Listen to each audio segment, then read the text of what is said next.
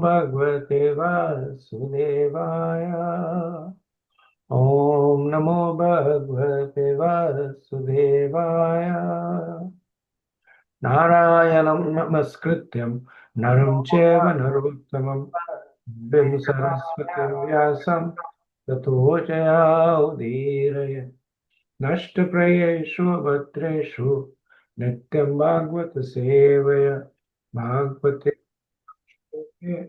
Bhaktir Bhavatir Meshtaki Om Akyantamirandasya Gyananjana Shalakaya Chakshurun Militam Yena Tasmashi Guruve Namaha Namo Vishwadaya Krishnapashta Bhutale Srimati Bhaktivedanta Swami Namine Namaste Saraswati Devi Gauravani Pracharine Nirvishesha Shunavadi Pashakade Shakarane. Okay, so we are discussing the 16th chapter. King Chitraketu meets the Supreme Lord, and we have done the first 9 verses. So we'll be resuming from verse 10.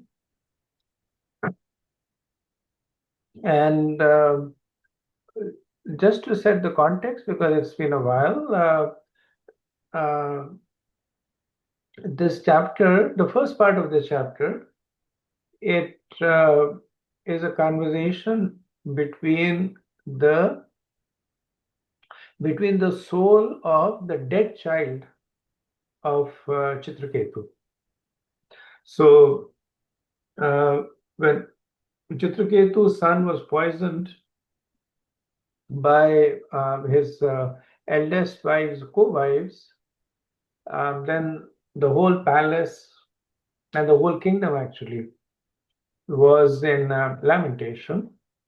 And at that time, Angira Muni comes back along with Narad Muni, and they begin to preach to Chitraketu. And seeing that Chitraketu is still attached to the dead son and still lamenting, by his mystic powers, Narad Muni brings back the soul of the dead son to speak to Chitraketu. Right? And according to Vishwanath Chakravarti Thakur, he says that maybe it was not even the soul of the dead son. Maybe it was Narad Muni who, by his mystic powers, was speaking through the dead son, like, some kind of spiritual ventriloquism. But regardless, the dead son is speaking very similar to, if you remember in Chaitanya Charitamrita, when the son of Srivas Thakur dies during the time of the Mahasankirtan in Srivasangan, and then Mahaprabhu, by his mystic powers, he gets the soul back into the son, and the son speaks very similarly that in this birth I am your son, next birth I'll be somebody else's son, and you will be somebody else's father. So the whole temporary nature of material relationships, that's the essence of what the soul of the dead son speaks. And Narad Muni does that to help develop detachment in Chitraketu. So we are actually going to be resuming from verse 11.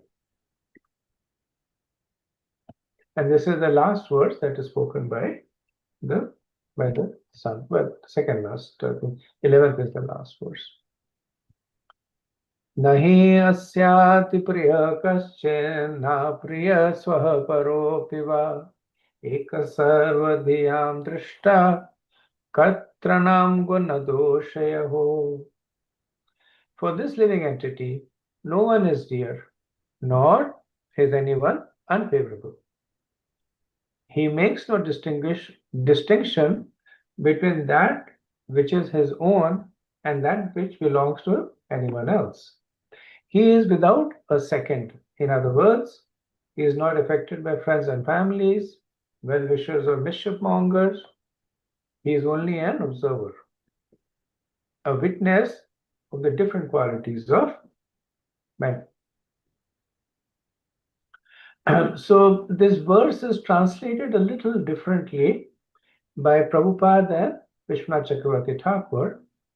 So uh, um, uh, if you notice in the first line it is said nahi na hai asya asti priya kashya. So asya is a pronoun, and essentially it translates to this. Now, who does so the pronoun is supposed to refer to a noun. So Srila Prabhupada translates asya to refer to the jiva. Right? So he translates for the living entity. Right? So that's why asya is filled up by the noun that is pointing to. And Prabhupada says for this living entity. Right? Vishwanath Chakravarti considers asya to point to the personality of Godhead. Right? So he translates it as saying that for the Supreme Personality of Godhead, no one is dear, nor anyone is unfavorable. And generally, the pronoun is used when it is in proximity of a noun, so that one knows what noun it refers to. So in this case, in the previous verse, both the Lord and the Jiva are mentioned. Right. So it says in the previous verse, it said the living entity is eternal and imperishable. Right. And then he also noticed that it was also noted that the living being is so sublime that is equal in quality to the Supreme Personality of Godhead. Right. So because both are mentioned, both the nouns are there, either of the two can be considered to be a valid interpretation. Right. So for the Lord, it's a glorification of his qualities.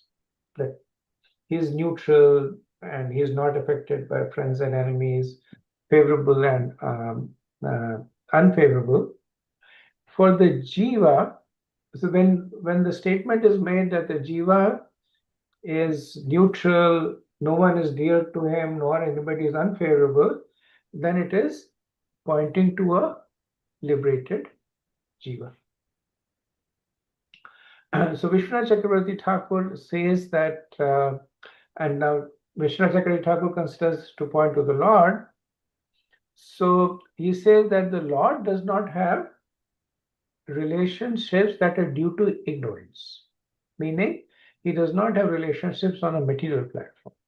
Now, obviously, the Lord is full of relationships, right? That is the Lord's speciality, that he has unlimited relationships with unlimited living entities. But the point that Vishnu Chakravarti Thakur is saying that those relationships that are based on ignorance essentially means that based on the modes, based on the material, and then he says relationships that are based on paternal relatives, relatives through marriage, enemies, and enemies disguised as friends. The Lord neither loves them nor hates them. However, the devotee is so dear to the Lord that he considers the devotee to be just like himself. He shows love for his devotees and anger towards those who are inimical to his devotees. Right? And he quotes the famous 929 Samosar Bhuteshu, right? Krishna says, I envy no one, I'm partial to no one, but one who renders service to me as a friend, I'm a friend to him. So, as per Vishwanath Chakravarti, the first two lines of the verse, Nahi ashati priya kashya na priya swa paropiva, where the neutrality of the Lord is being glorified, is pointing to the super soul. Right?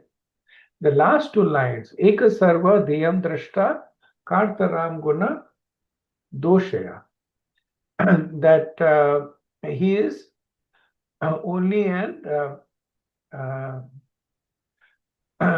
that he is affectionate He's affectionate to his devotees.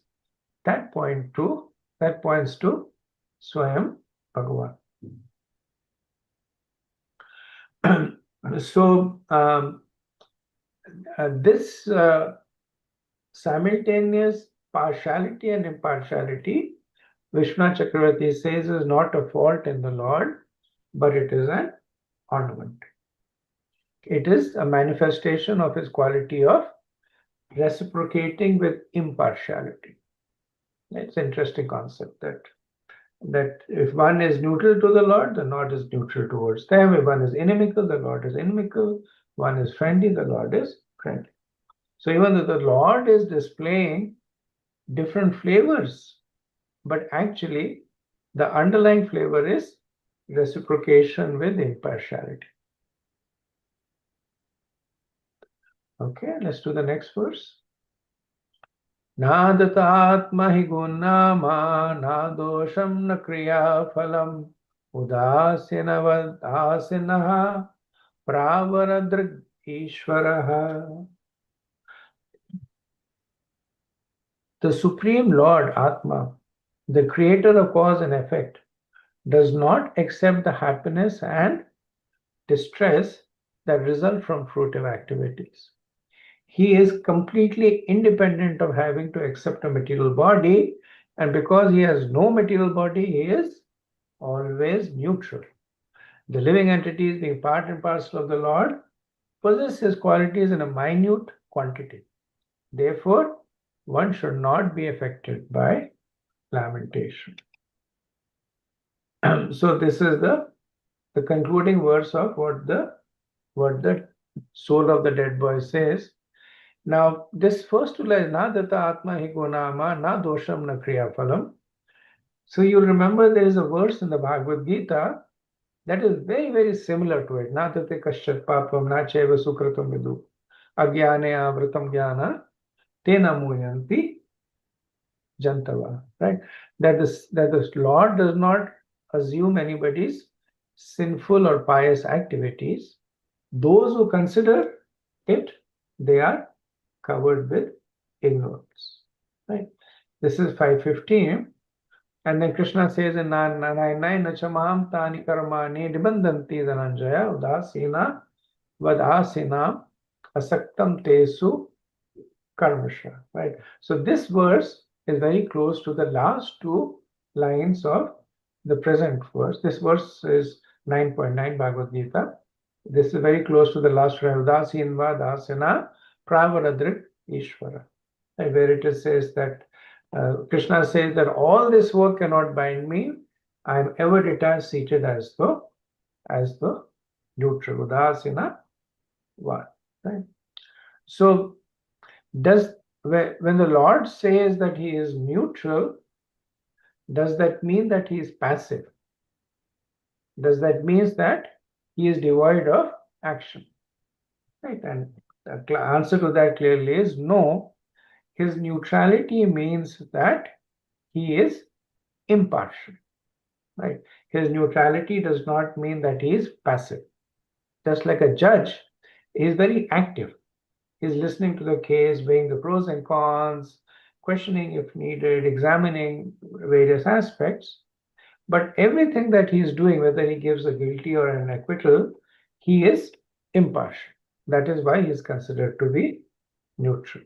And Prabhupada again gives the example of the court judge. So this verse actually is the essence of the instructions to Chitraketu and his family. Okay. So the question is that can the jiva become neutral like the Lord? Right. So the answer to that is no. That Chitraketu was advised that remaining neutral in such trying circumstances as the death of one's son is impossible. Nevertheless, since the Lord knows how to adjust everything, the best course is to depend upon the Lord and do one's duty in devotional service to the Lord. Right? So the answer is that the jiva, because it does have that quality of neutrality that the Lord has, because qualitatively there is similarity, but because quantitatively it is minute, when there are significant incidents, then the neutrality is covered. So the jiva should not even aspire to become neutral like the Lord. So then what's the point in all this instruction? The point in this instruction is that on their own, the jiva cannot be neutral.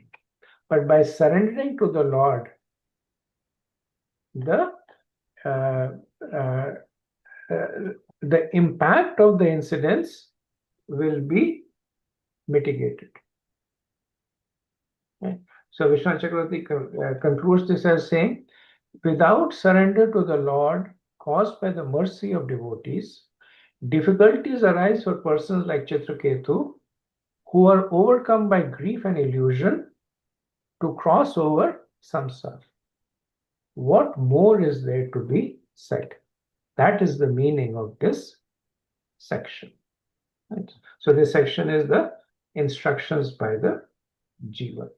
That the jiva, that or rather the jiva that used to be the son of Chitraketu, is glorifying neutrality and also accepting the fact that neutrality can only come by the mercy of the Lord. Okay, so now we move on to the next verse 12.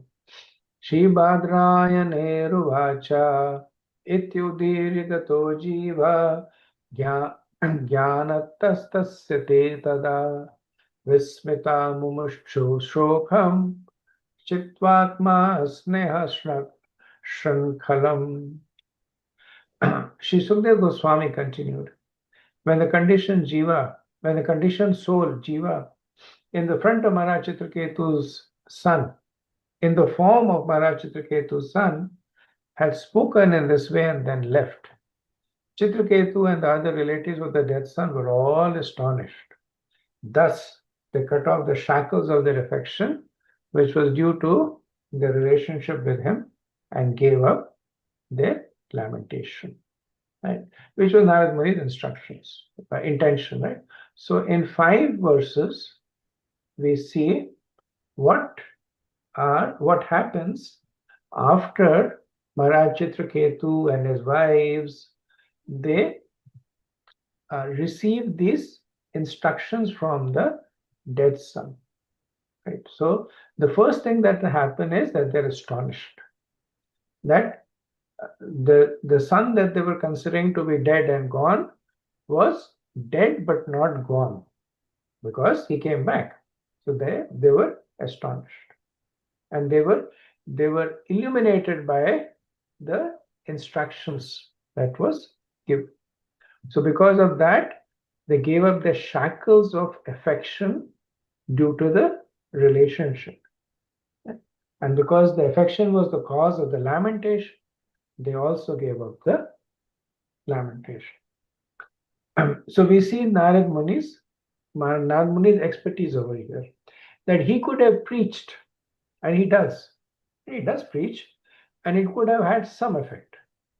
But when the object of their affection and lamentation spoke to them and displayed neutrality himself, then they thought that this is the child for which we are so desperately lamenting. And basically the child has moved on without any connection to us. So that was the most potent way for Narad Muni to bring them to this point of equanimity. Verse 13. Nirtya Jnanatyo Gyate Deham Kritvochita Kriya Tatyajur Dushtyajam Sneham Shokamoha Bhayartidam. After the relatives had discharged their duties by performing the proper funeral ceremonies and burning the dead child's body, they gave up the affection that leads to illusion lamentation, fear, and pain. Such affection is undoubtedly difficult to give up, but they gave it up very easily. Right? So, what was the result of this affection? Shoka moha bhayarkidam. Right. Same phrase also appeared in the previous chapter, in the chapter 15, verse 23, when the sages were preaching to Chitraketu. Right. So there, the when the sages were preaching, they were asking him to give up the shokamoha by arthiva, right? But he did not have the desired result.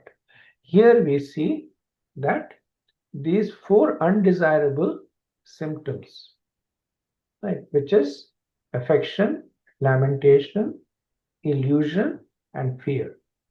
Shok, moha, sneha, and bhaya. So they are the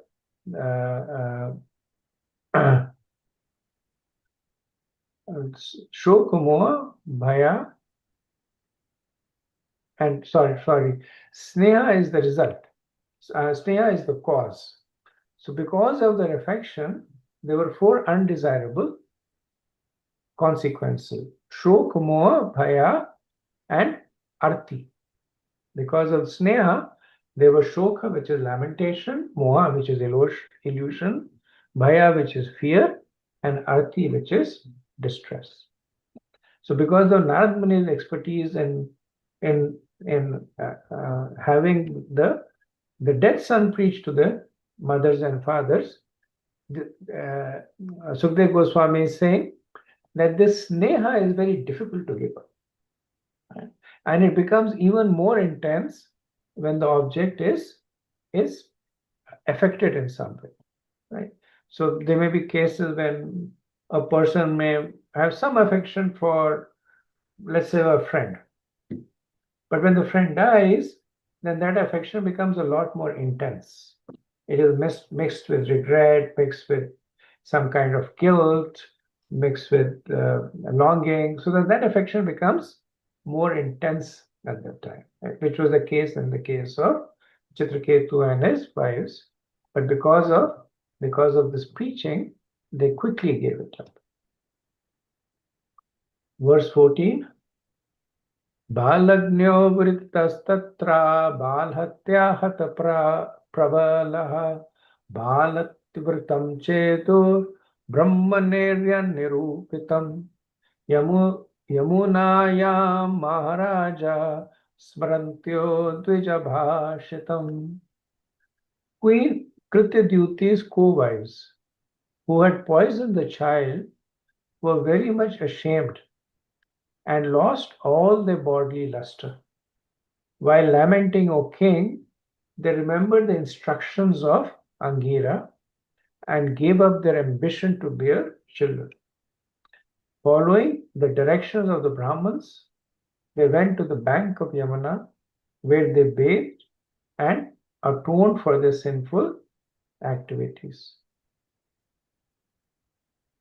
So Vishwanath Chakravarti states that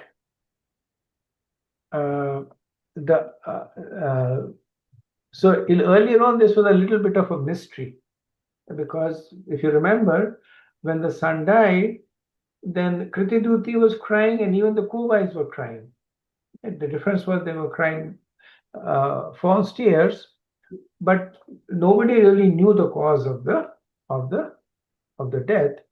Vishnu Chakravarti says, Bal Hatya Hata Prabla, that because of the sin of killing the child, the wives lost their bodily luster, and therefore the others were able to understand that they were the cause of the death of Shoka, the child of Krityadyuti.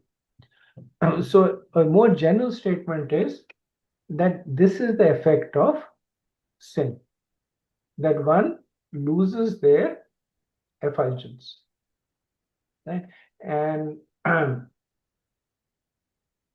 the opposite true. And this we have seen ourselves, that sometimes we come in presence of exalted sadhus, advanced devotees, those who are free of sin, especially if they're strictly following celibacy, then you can actually see their effulgence.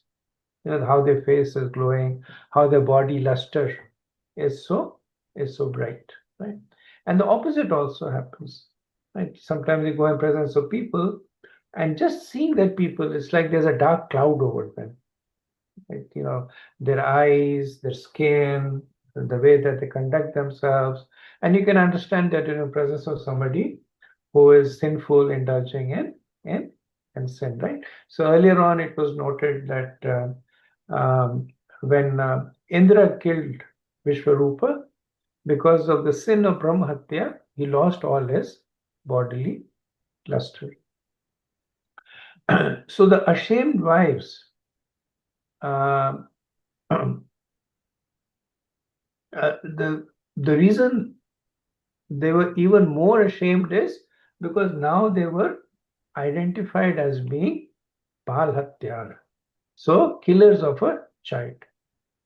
But because they had also heard the instructions of Narad Muni, Angira, and the child's soul, they also became detached.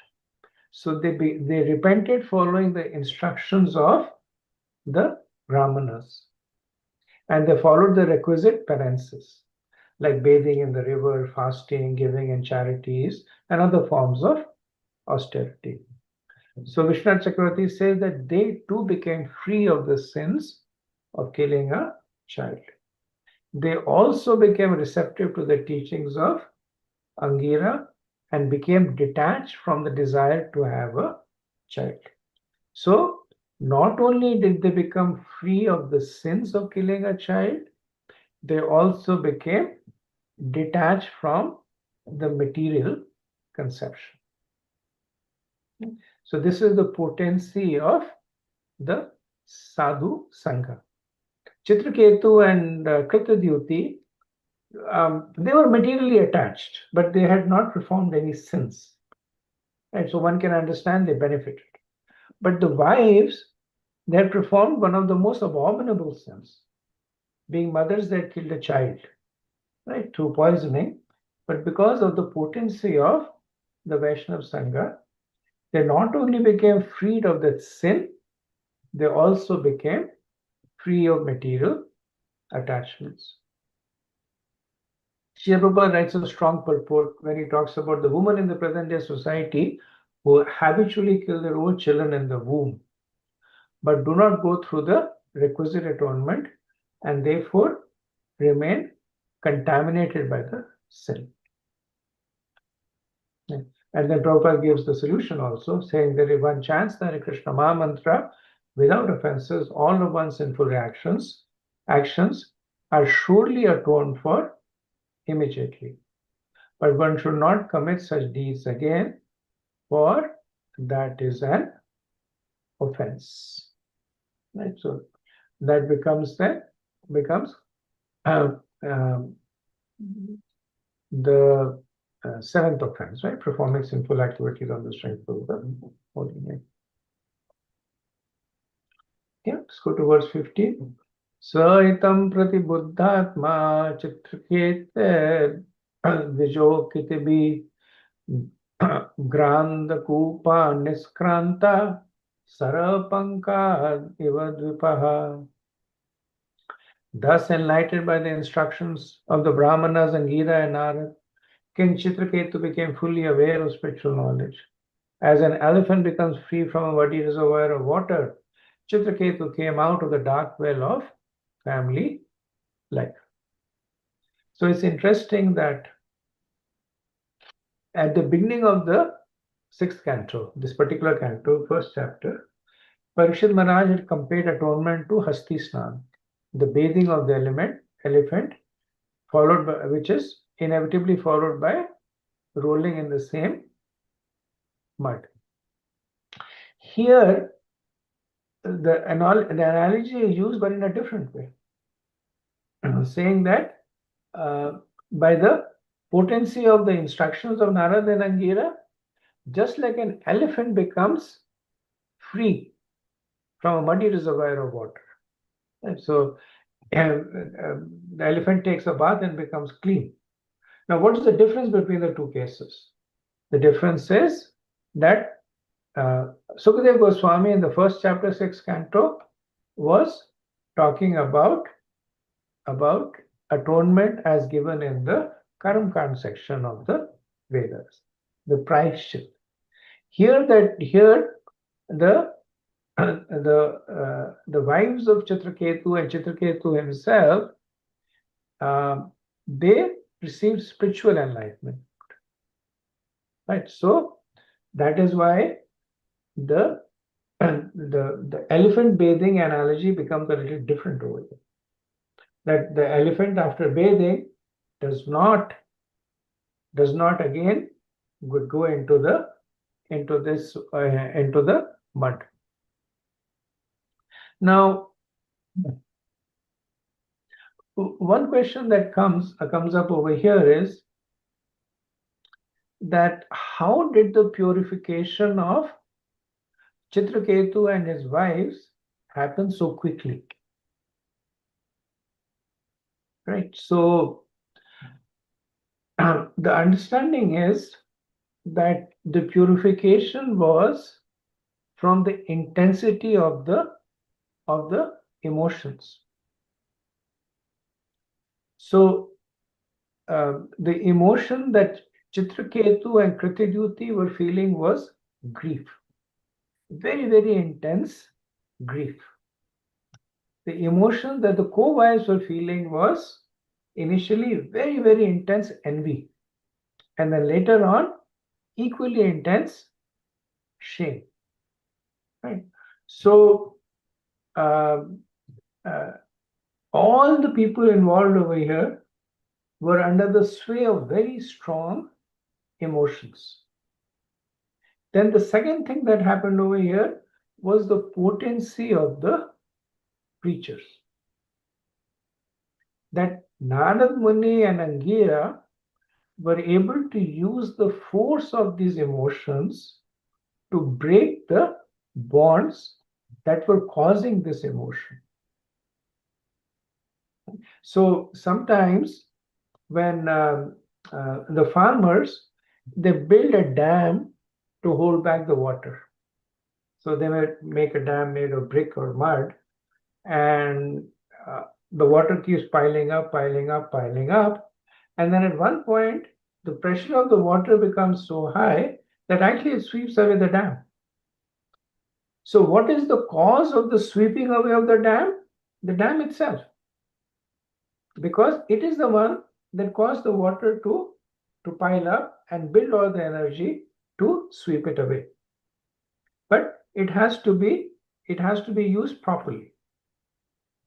Yeah. So similarly, Narad and Angira, they use the force of this, the intensity of these emotions to actually break away the cause of this emotions. Like in the 10th canto of the Bhagavatam, we see that Krishna gives Putana the position of his mother, like a mother, like a nurse. But prior to that, he actually killed her. Someone might ask her that, is Krishna being sadistic? So if you remember how Krishna kills Putana, right? He latches onto her breast, and for Krishna, anything is possible, right? He could have just killed her then and there, but he almost tortures her, right? You know, she says, "Leave me, leave me, leave me," and she runs in intense pain and bewilderment. Her body becomes large, and she runs, and then she dies. Right. So why did Krishna have to make Putana suffer? No, understandably, Putana came to kill her. She was a demoness, but not Krishna, right? But nevertheless, Krishna, prior to giving her such an exalted position, so let's assume Putana at some point comes and talks to Krishna, and assuming she remembers everything, which she does, she would say, Krishna, why did you have to make me suffer? That was one of the most intense pain I suffered. Right? And then Krishna would smile and say, yes, but that is the pain that took away all your hatred for me. So Krishna used the, the force of one emotion to wipe away the other emotions. Another example, again, this is from the 10th canto, that where in the rasa dance, when Krishna begins to play his flute, then depending on their positions, different gopis are able to come to him, right? Some of them, the Nitya Siddhas, they simply just go to him. The other gopis, they were restrained by their families and husbands, but they pushed them away and they came to Krishna. But then there were some gopis that could not overcome the restraint of their husbands and their family. So what did they do? They, in their own houses where they were captive, they, in intense separation, they meditated on the Lord and they gave up their body and they joined the rasa dance in a subtle form. So these were the sadhana siddhas who had a little bit of contaminations. But this intense separation that they felt, that burnt away the last traces of contamination in them, and they were then free to enter into the Nitya Leela of Krishna. So sometimes purification happens gradually, over many years or over many lifetimes. And sometimes when the Lord is merciful, he concentrates the emotions of many, many lifetimes in a moment.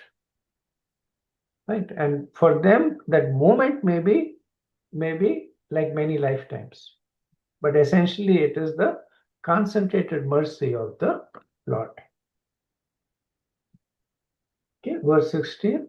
Kalindyam vidhivatsnatva kritpunya jala kriya maunena samyat prano brahmaputra avandata. The king bathed in the water of the Yamuna, and according to prescribed duties, he offered oblations of water to the forefathers and demigods.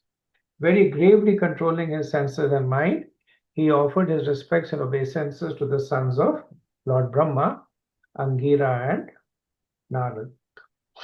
Verse 17. Atha tasmai prapannaya bhaktaya pratayatmane Bhagavan Narada Prito Vidyametam. Thereafter, being very much pleased with Chitraketu, who was a self-controlled devotee and surrendered soul, Narad, the most powerful sage, spoke to him the following transcendental instructions. So verses 17 to 25 are Narad's instructions to Chitraketu. Verse 18 and 19. Om Namastubhyam Bhagavate Vasudevaya Dhimahi Pratyumanaya Niruddhaya Namaha Sankarshanaya Cha Namo Vijnanamatraya Paramanandamurtaye Atmaramaya Shantaya Nivritadvaita Drishtaye. So this is the mantra that Narad gives to Chitraketu. So how do we know it's a mantra? Because Om Namastubhyam Bhagavate. Right? It said that the Vedic mantras, they are preceded by the Bijakshar, Om, Aim, or Clean. Right? So Om Namastubhyam Bhagavate. O Lord, O Supreme Personality of Godhead, who is addressed by the Omkar Pranav. I offer my respectful obeisances unto you. O Lord Vasudev, I meditate upon you. O Lord Pradyumna, Lord Anirudh and Lord Sankarshan, I offer you my respectful obeisances. O reservoir of special potency, O supreme bliss, I offer my respectful obeisance unto you, who are self-sufficient and most peaceful. O ultimate truth, one without a second, you are realized as Brahman, Paramatma, and Bhagavan, and are therefore the reservoir of all knowledge. I offer my respectful obeisances unto you. So the mantra, so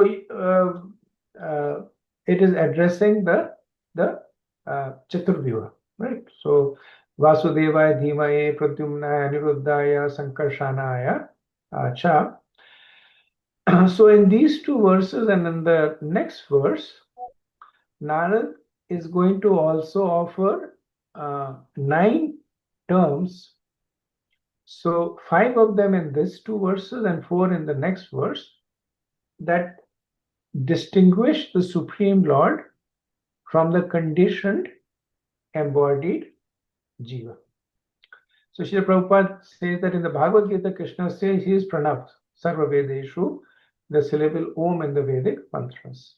In transcendental knowledge, the Lord is addressed as Pranav Omkar, which is a symbolic representation of the Lord in sound. Om Namo Bhagavate Vasudevaya.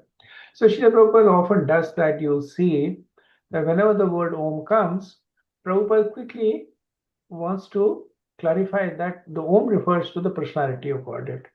Because the conception, general conception is that the Omkar refers to the impersonal Brahman, right? And with that, then everything becomes current, right? If you say Om Namo Bhagavate, Om Namastubhyam Bhagavate Vasudevaya Dhimahi, then if you consider the Om to represent the impersonal Lord, then you can say that I offer my respectful obeisance to the impersonal Brahman, who has manifested as Vasudeva Pradyumna Nirodha, right? So it essentially makes the whole conception a Mayavadi conception.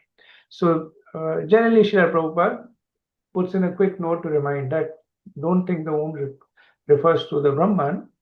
The Om refers to he says it's a symbolic representation of the Lord in sound. Om Namo Bhagavate Vasudevaya.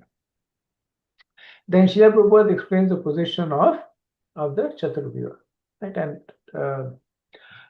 he explained that Vasudeva is an expansion of Narayan,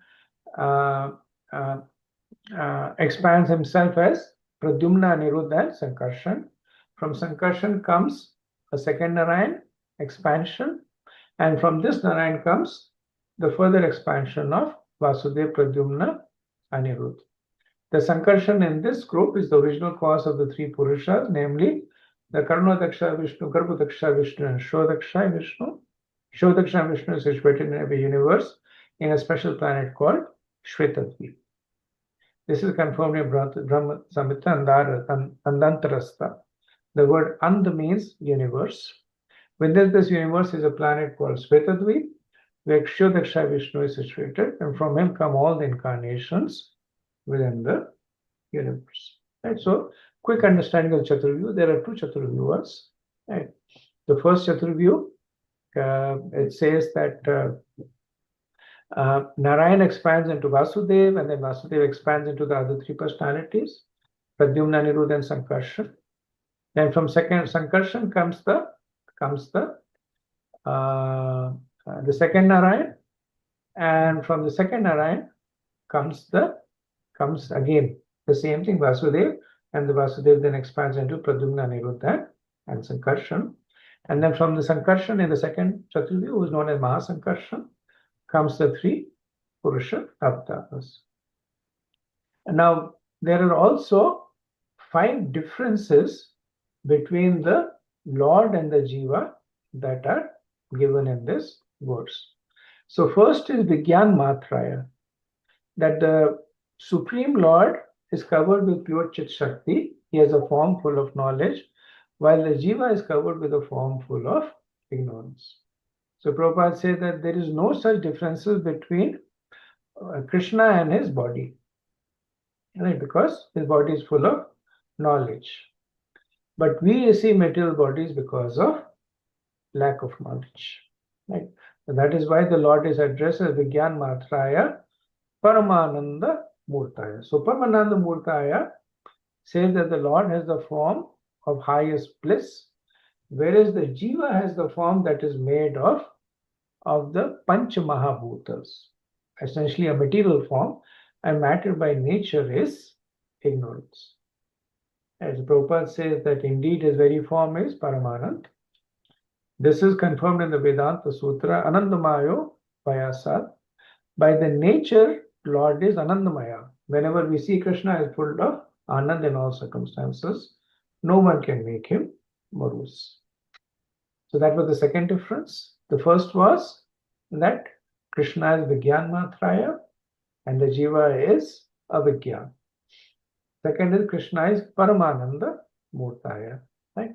And the Jiva is full of ignorance and also lacking bliss.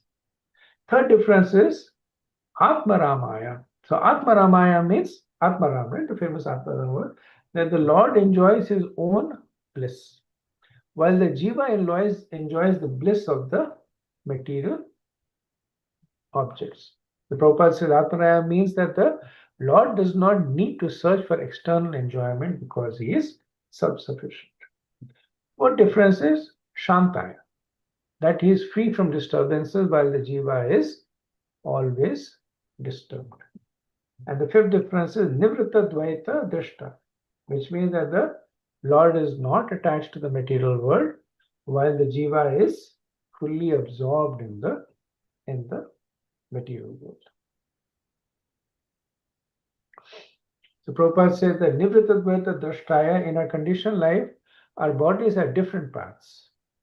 But although Krishna apparently has different bodily parts, no part of the body is different from any other part. Krishna can see with his eyes, Krishna can see without his eyes.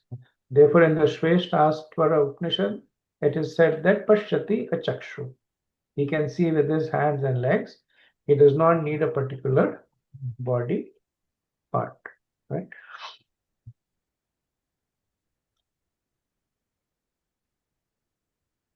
Verse 20.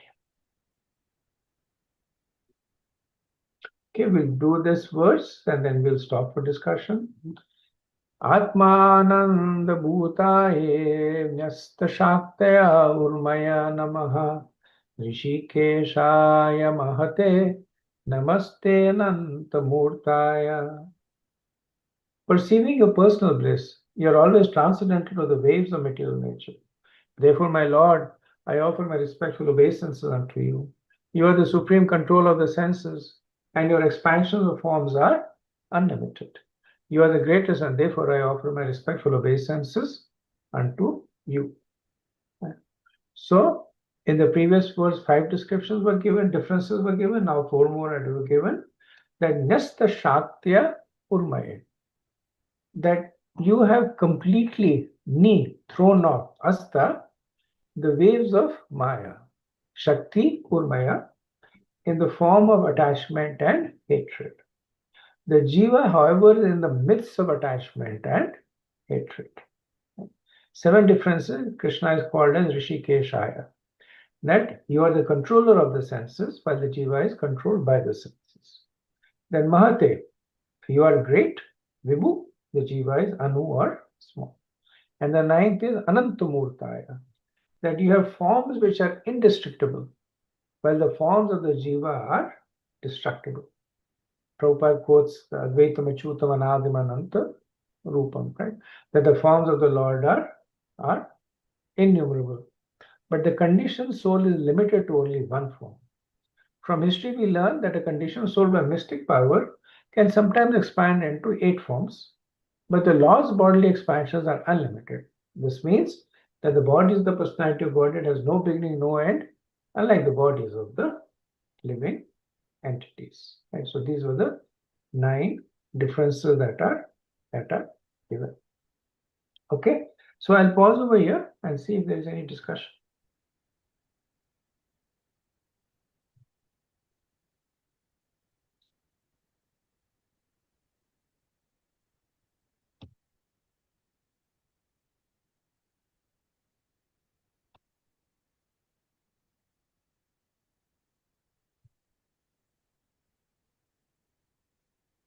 Uh, Hare Krishna, Prabhu.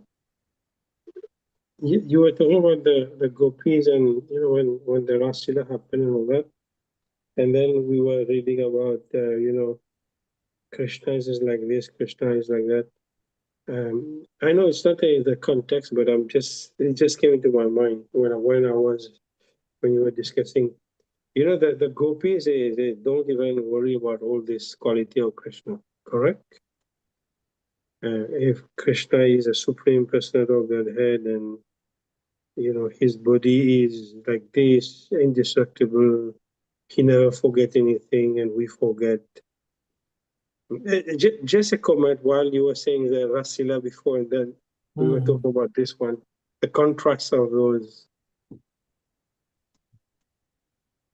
I think it's a good point. I think the point you're making is that all these qualities of Krishna.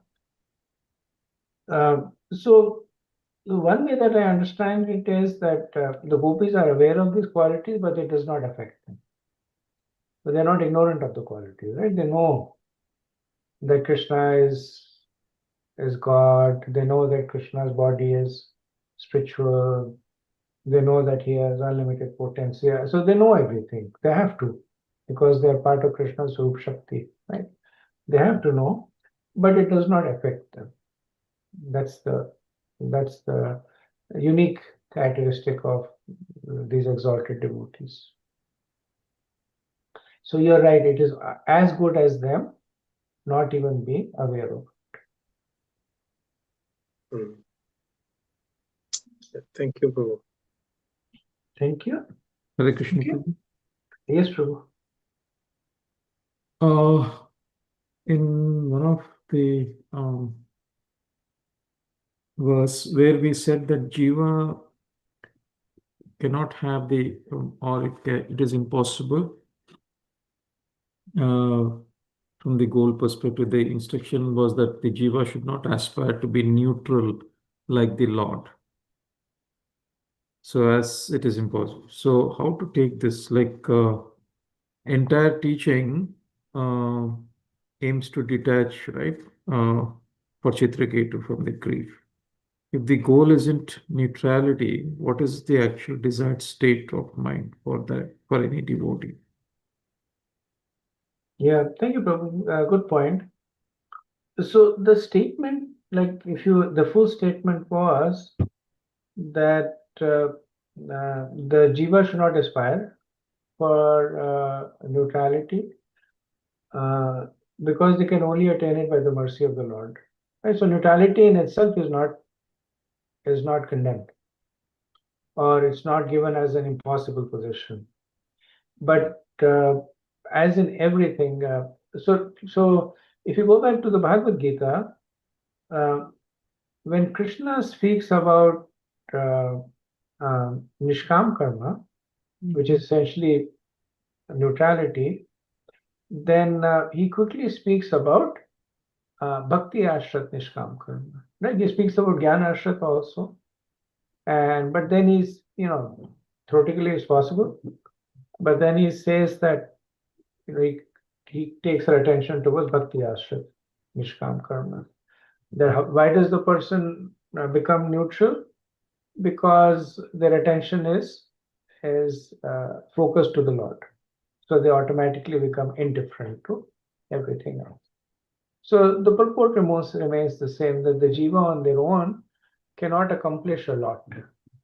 It is only by the mercy of the Lord that the jiva can accomplish. So the endeavors of the jiva should be to attract the mercy of the Lord. Okay, cool. So the other question, we did discuss this, like for example, the four forms or the nine specific differences between Jiva and the Lord, right? So what should be our meditative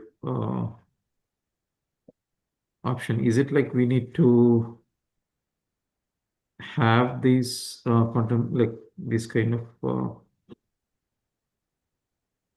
characteristics for ourselves, or is it only to cultivate the humility kind of? It's more for the latter, Prabhu, because the verse essentially is establishing the unique position of the Lord. So it is to glorify the Lord's position with these qualities as being exclusive. Now remember, the context of these 9 differences is between the Lord and the conditioned soul, not the liberated soul. And because some of the differences that the jiva is full of ignorance. That's not true. If the jiva is liberated, he's not full of ignorance, right? Or the jiva is full of envy or whatever. That's not true for liberated souls. Right? So it's more for practicing devotees who are still conditioned to see these qualities in the Lord and appreciate them. And one is to understand this difference between the jiva and the Lord. And the second is, as Bhaktivinoda Thakur says, that when you sincerely meditate on a quality, then you begin to develop that quality yourself. Right? So it takes the jiva to the path of perfection. Not that the jiva becomes the Lord, but the jiva becomes more qualitatively or regains the more qualitative likeness with the God, with the Supreme Lord. Yeah. Thank you. Okay. Hare Krishna, Prabhuji. One question, Prabhuji. Regarding the neutrality, Prabhuji, while you are explaining, the Lord is impartial but not passive. And it reminds me of recent Gajendra Moksha teaching also, like where he is, praying to be an observer, to be an active role. So here 2 questions, Prabhuji. Uh, my first question is the neutrality aspect. It was encouraged for jivas also to have neutrality by getting the mercy of the Lord. But here the Lord is kind of in the judge position, pretty much for the most of the living, for all the jivas. So, what is the similarity of the neutrality aspect between the jiva and the Lord, and what is the difference? Because we can never be the judge. So, that was my first question, Prabhuji. So, how should we understand the neutrality aspect for a jiva perspective? Okay. It's a so it's one of those cases where the analogy has been imputed. Sorry, Prabhuji. Right. So Srila Prabhupada is using it as an analogy, right? That just like a judge is neutral, Okay. right? So you're imputing that analogy, saying that Srila Prabhupada is saying that the jiva should become the judge. That's not what he's saying. He's trying to explain how does a person that is neutral can also be active. For instance, a judge. For instance, there may be other instances. Right? He can give like right. Yes, Prabhuji. Yes, Prabhuji. Yeah. So it's not that he is saying that the jiva should also become a judge like the Lord. Of course not, Prabhuji. Yeah. That part, yeah. Uh, and Prabhuji, second question, Prabhuji, most of the humanity, they worship the Lord in some or other form, they, some conception of God people carry in their lives. Uh, at one time we hear you know, the Lord, those who are not, devotees of the Lord, Krishna's active hand will not be there. They will live according to their karma. So, but whichever form when the jiva is worshipping, will the Lord's reciprocation, his direct hand will be there, Prabhuji? Because there are different conceptions and some are to an extent faulty too. So, uh, to what extent Lord's hand will be there in the jiva's, jiva's lives? Like for example, can you give an example? Uh, some religions we have Abrahamic religions. They are considered accepted by the most part of the society. And we know bona fide religion, parampara, that is Vaishnavism and all. which are going through Vedas, and some are like worshipping Sai Babas, kind of. They are not really God at all. So different stratas, but still they have the conception of there is somebody superior who will protect. So with that mood, different people approach Lord to for their protection. So will the Lord's hand be there, or how it is there if it is there? So maybe we can take a case like you're saying, that if somebody is worshipping a false god, let's not talk about a Brahmin religion or whatever, because we get into different areas. But let's just keep it at a theoretical concept. Let's assume that somebody is sincerely worshipping a false god. Correct. Then what will be Krishna's position then? Sure. Will Krishna punish them? Will Krishna reward them? What will Krishna do? Right? So if you look at it from the perspective of principle, Prabhu, Krishna only expresses his desire to be partial for his devotees, right? Samom sa bhuteshu name dveshasti na para, right? But those who are my devotees, he said, maituteshu chapyam. So if somebody is worshipping a false god, they're not devotees of Krishna. So Krishna will not have any partiality towards them. So he will deal with them impartially. Okay. Now, impartially means, what is Krishna's impartial form? Krishna's impartial form is law of karma. So it's the law of karma that comes. Now, his impartial form is not a passive form, right? Because law of karma is very active. It is awarding people, it is punishing people, it's doing all that stuff, but it is equally doing it to everybody. So whatever the law of karma dictates, that if there are some aspects of karma that accrue a punishment for worshipping a false god, which there is. In Manu Samhita it says that people who worship a false god get or there's people who take who give wrong interpretation on the Vedic scriptures, all this is there. So then whatever the law entails for them, they will simply get that. Now that law is put by Krishna, so yes, it's Krishna's law, but there's no when Krishna says that I'm envious of them, he's envious of them means that he has crafted the laws in such a way to punish them. Yeah, that's why Krishna says, right? Like if the judge says that you need to be put to prison, then one might say that the judge is envious of the prisoner, yes. But he's envious because the law that has been put in place in that situation gives that impression that the judge is against or envious of the person. So same thing over here. Sure. Yeah. Thank you. Okay. Thank you. Good to be again in the Sangha of Exalted Vaishnavas. Thank you so much. Panchakalpatarubhyascha kripa sindhubhyeva cha patitanam pavanebhyo vaishnavebhyo namo namah. Anant Koti Vaishnavinda ki jai. Shila Prabhupada ki jai. Thai Gaur Premanand. Hare Krishna.